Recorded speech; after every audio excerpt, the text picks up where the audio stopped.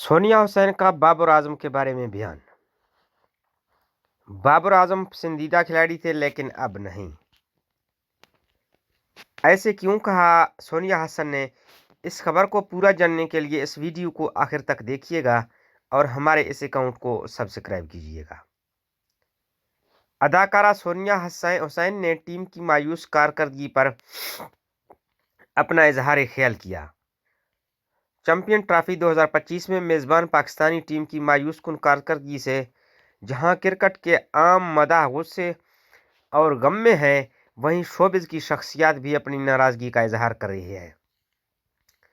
एक निजी television show में अदाकारा सोनिया हुसैन ने शिरकत की और सवालात के जवाब दिए। जब उनसे मेज़बान ने पूछा कि आपकी पसंदीदा खिलाड़ी कौन है, तो अदाकारा ने जवाब दिया कि पहले बाबर आजम मुझे बहुत पसंद थे, मगर अब वो मुझे इतने ज़्यादा पसंद नहीं हैं। अदाकारा सोनिया हुसैन ने मज़ीद कहा कि ताहम इस वक्त जो खिलाड़ी पसंदीदा है, मुझे उनका नाम याद नहीं आ रहा।